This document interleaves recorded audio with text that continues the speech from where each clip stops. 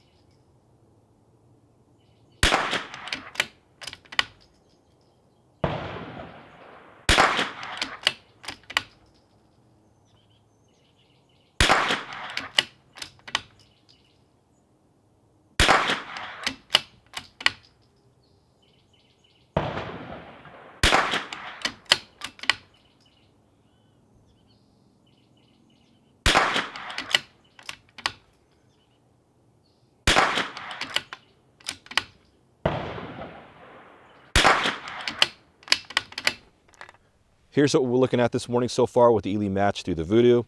This is the 1051 lot, shot 10 rounds, 10 rounds.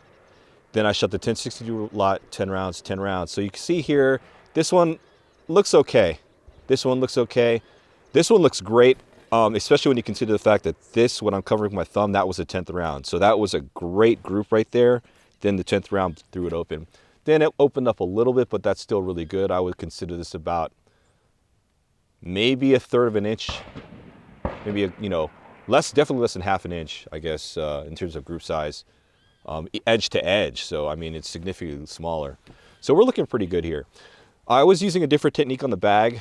I wasn't gripping the gun here versus this one, so I retried this technique this morning, and this is a 5-round group, which is great. This is a 10-round group, which is not too bad. So both lots are looking really good. It's just which one do I want to go with? I think they're both fine.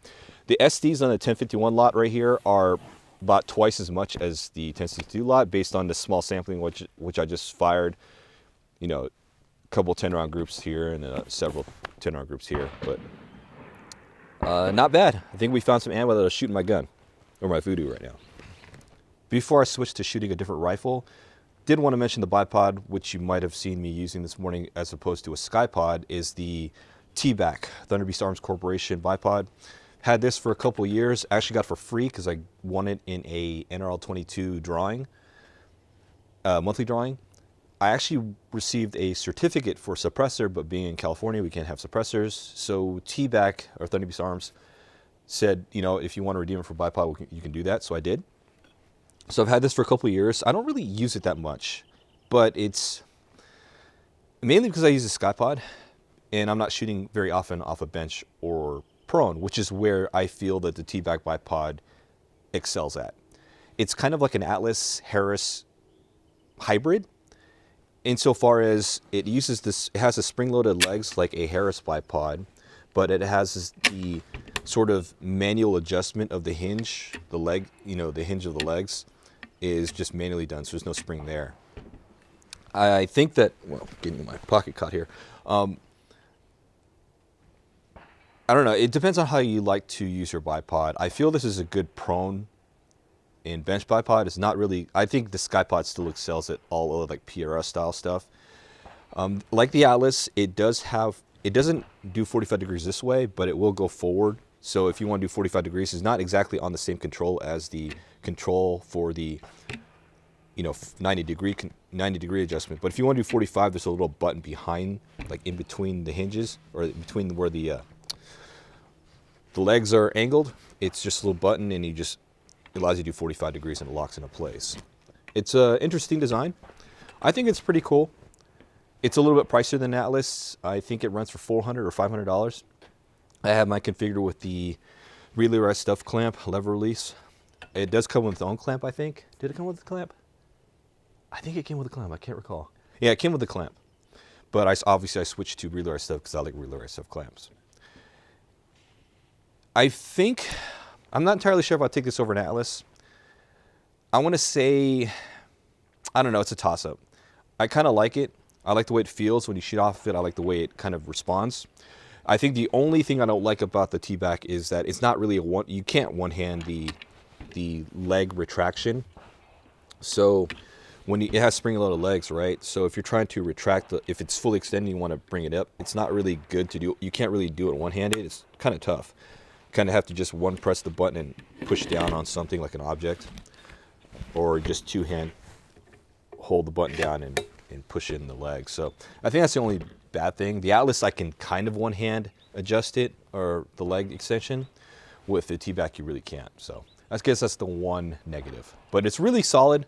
I do like the feel of it. So if you're shooting mainly a static position, prone or bench, definitely consider the TBAC bipod.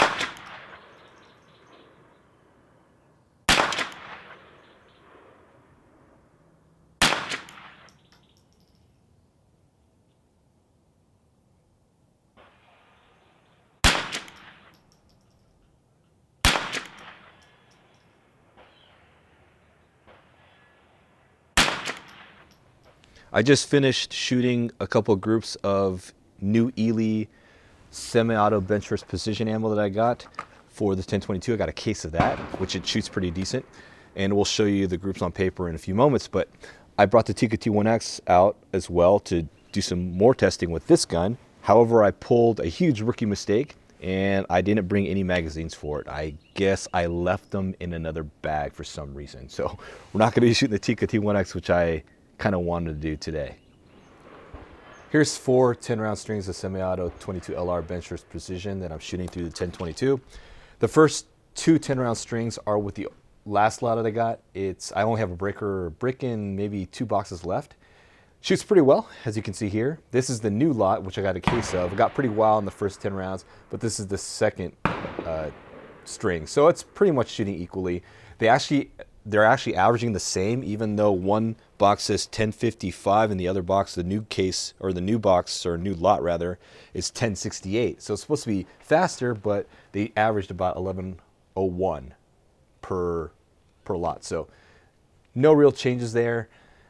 This right here was actually this run right here. This is technically 9 rounds, but I accidentally had 1.8 left on the gun. At 1.8 mils up, so it was a high shot. I didn't dial it back down to my zero stop rather. But anyway, 9 rounds, 10 rounds, 10 rounds, 10 rounds. But you can see here, once I got it settled in here, we're good with the new case. So got plenty of ammo to shoot the 1022, assuming the barrel doesn't change on me, like my Vudoo's barrel apparently has. But we're doing well there. In my last vlog, I did mention that I need to get some writing completed, and one of the reviews I have yet to complete is the one on the MUB dose, which is this plate you see here. You might have seen me mention it in previous vlogs. I brought it out several times, but just haven't had time to do a write-up on it. And still messing around with the setup. I have a new clamp attachment for M-lock and to a different clamp that I need to also test on here, as opposed to this Amazon special that I got. But I also have this kind of wind vane going here, and so this is the weather flow that I got with my Kilo 8K. It came with this, and it's Bluetooth linked. If I don't have it turned on right now, but it's Bluetooth linked, and I got this wind vane off of eBay. I think the guy's company's on the vane itself. It's 25xwindflags@gmail.com. Anyway, I just got this 1/4-inch steel rod from Ace Hardware. I tapped it, and so it's quarter-inch 20 threads. It goes right into the plate, and it goes into this mini ball head that I got. It's this Amazon special ball head, so I can change the level, because if my plate is not level, I can also level the ball head so the wind vane is level to gravity, I guess. So I can kind of have that wind vane there. It's kind of nice. You can see the wind is going this way, which is kind of odd because usually it flows left to right. Now this morning it's a little bit right to left. Looking downrange, because we're actually downrange, but that's downrange that way. Anyway, I'll have this write-up done probably in the next couple weeks or so. Quick summary, it's a pretty interesting product. It is kind of pricey, and I will discuss kind of why you might not want to go this route, and it all depends what you're trying to do with your plate and your observation setup for what you have here. And I don't even have I do have a spotting scope, but I don't have a straight view spotting scope. I have my Kowa angled spotting scope, which would not really work in this type of setup, because I'm going to have 2 different straight line optics, either my binos and a laser rangefinder, or a laser rangefinder and spotting scope, or maybe even spotting scope and binocular. So you kind of want to have 2 straight line, because if you do have your angled one, you're going to have it lower so you can look down on it, which won't really work. So I don't know. This is my setup I'm kind of messing with, and I'll discuss the MUB dose in detail in my article. So that'll be helpful for you guys.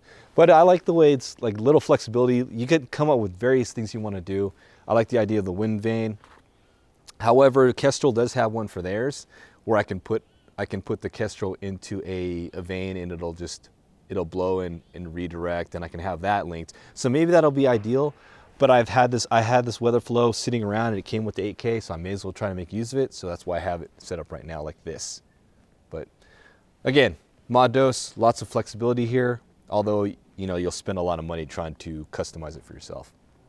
The range session is ending earlier than I expected, simply because I just realized I forgot to bring the magazines for the Tikka T1X, so we couldn't run through ammo testing in that gun this morning. However, I was able to test my Vudoo V22 with these 2 lots of Eley that I acquired, Eley Match, and we're great there.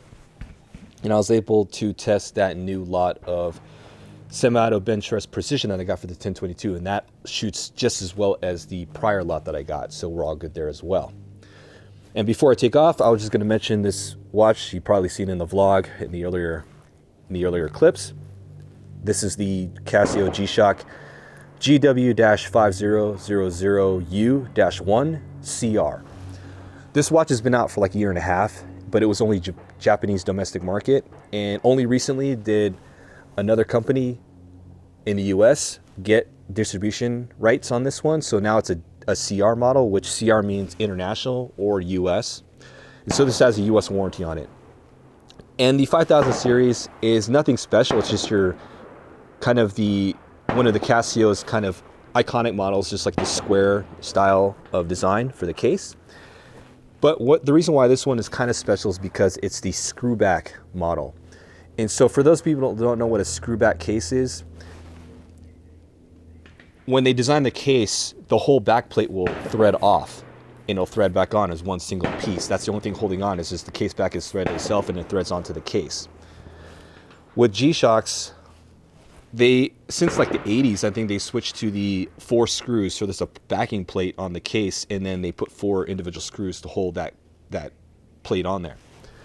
Which is it's a decent design, and I mean it seals it well, and it's I think it makes things easier for repair, as opposed to the case back where it just threads on, because you have to worry about making sure that the seal is aligned correctly and all that stuff, because you're threading it on and the seal will move with the case back.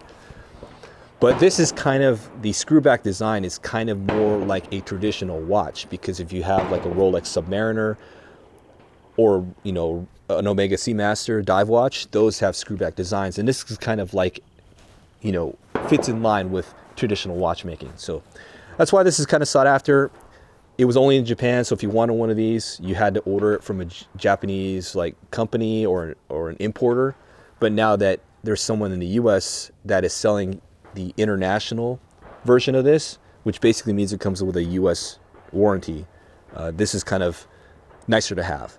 I have no problem importing a Japanese domestic market G-Shock, because I've done that before with my Rangeman, the GPR B1000, which in OD green was never released in the United States when it was supposed to be. I guess they just canceled it prematurely, and so I had to order one from Japan and got that in. And I would have gotten this too if I guess I could have gotten this too if I wanted to, but I like the idea that it was the US distribution release. So if you're interested, I'll put a link for this, and I'm going to have a write-up on it. I mean, it's nothing special about this watch. It's a very inexpensive watch. It's only $300. But those of you who know me know that I like watches. But unfortunately, in recent years, I just haven't bought a high-end luxury watch because the prices are just insane. I still want a Panadile ceramic white Daytona, but I can't find one for retail. Retail, I think, is like $12,500 or $13,000. I would buy one immediately if I can get one from a reputable Rolex authorized dealer boutique. If I saw one there, I would buy it. But you can't. You have to play the dealer game where you're a celebrity, you're filthy rich and they know you, and you spend gobs of amounts of money in their store or their boutique, then they'll give you the opportunity to buy a stainless steel Daytona, which sounds stupid in itself, right? That you have to have privilege to get a stainless steel watch, mechanical watch. Unfortunately, like Joe Schmoes like me have to resort to buying gray market for those things. And so I don't know, I haven't looked at prices lately, but I've seen them go as high as $28,000 on a watch that retails for $13,000. Manufacturer's suggested retail price. And I'm not going to do that, which is absolutely dumb. It is what it is, and that's kind of why I've kind of fallen out of love with the watch industry itself. I just feel like it's just become very, I don't know, it's just privileged is the word I'm looking for. That concept is just stupid to me. But, you know, there's also things to be said about, you know, lower end watches, budget watches like G-Shocks, which are I think they've still embodied what's, you know, the concept of a tool watch, where you buy it for a purpose, you beat it up, and you call it a day, right? That's kind of what Rolexes used to be. Submariners were beater watches, right? You wore them in the ocean, you went diving with Submariners, and that was it. And now they've just become luxury watches, which I don't know. I mean, what can you say? Anyway, I'll link to this. I'm gonna have a write-up on this, on like why I think it's a cool watch and like why I bought it, and compare it to like other things, and give you some insights into it. But it won't be a full-on review, as there are already reviews on this watch online. It's, like I said, it's been out for a year and a half in Japan, so a lot of people have already gotten it. But it's nice to have the U.S. domestic market, or U.S. market version of this. Anyway, last thing, NRL 22 match, February 26th. That's tentatively on schedule. The range is technically still closed to non-members, so I'm not entirely sure when they're going to reopen it. I don't have video of the creek when I came in. It is flowing, and it's actually wider than it used to be, but it's flat, and I think most vehicles can get through it, except like cars. If you got a truck, you're fine. SUV, you're fine. Anyway, that being said, without knowing the state of match weekend, I've kept the registrations online to just registration only with no payment. So we'll take payment on site the morning of the match. Because last 2 months, I've had to just refund people's money who registered and paid online. And it just makes it a bit of a hassle. So not knowing the status of the match weekend, we'll just make it cash only. So it'll make it easier when I do cancel, that I don't have to refund people's money online. But anyway, that's February 26th, Sunday.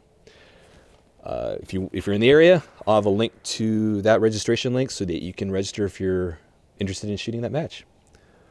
But let's get out of here. I'm going to pack up the rest of my gear so we can take off, and then I can watch the Super Bowl. Hopefully your team wins the Super Bowl. I'm not sure who you're rooting for. I don't care either way. I kind of think both teams are kind of, whatever. I'm not indifferent. I don't hate either one. I know a lot of people hate the Chiefs. I know a lot of people hate the Eagles. But I don't really care. I think it should be a good game. Anyway, that's it for today, February 12th, Sunday, here at the West End Gun Club. Thanks for watching. I'll see you in the next vlog.